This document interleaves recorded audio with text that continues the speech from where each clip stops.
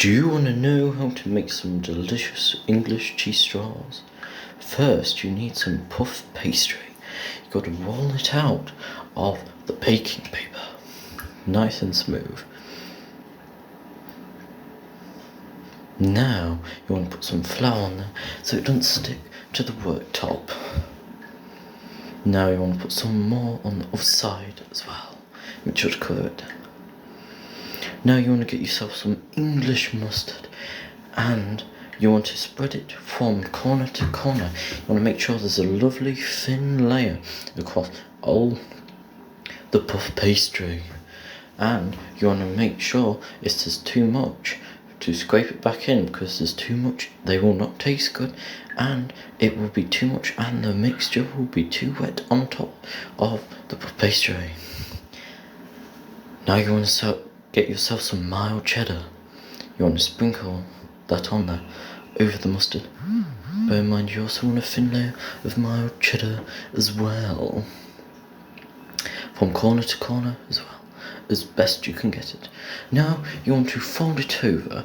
Bear in mind the more you fold it over, the more the mustard and the mild cheddar contrast with each other to make a far better cheese straw flavour.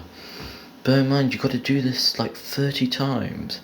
I have cut to a certain bit after this bit to do it, but you got to do it at least 30 times to make the perfect cheese straw. Bear in mind as well, cheese straws aren't easy. You got to do a little bit of elbow grease in there, but I promise you the final result will be outstanding.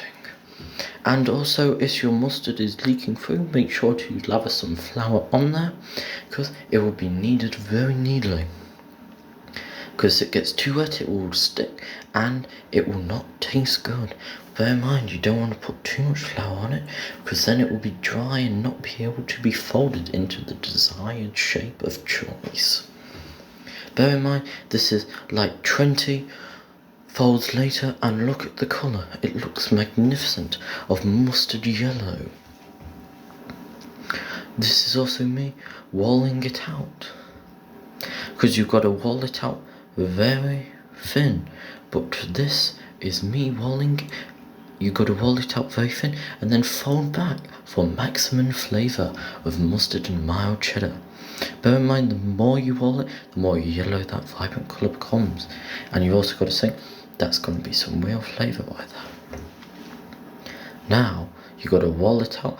You got to wall it really thin, because the thinner your cheese straw, the crispier and better. And if it's too thick, it will not cook.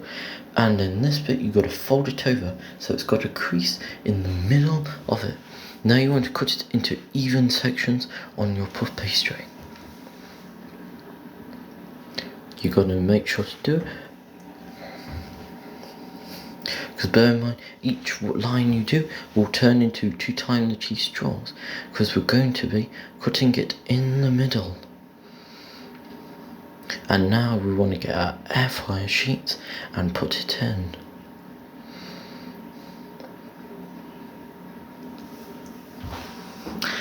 Bear in mind, my air fryer has 2, so I'm going to do 2 air fry trays, and you've got to have air fry sheets, because they will not cook in it, because they will stick to the grate in the bottom.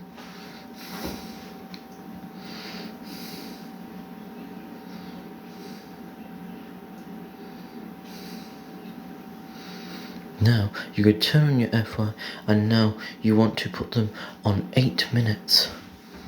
8 minutes precisely, only shake not vigorously when done.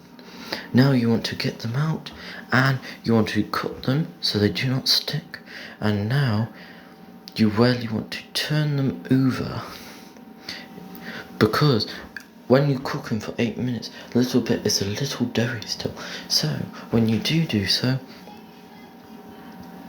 you want to put them in for 3 minutes just to firm up the bottom area of your cheese straw, and to make sure it does not upset your gut. For 2 minutes, I mean.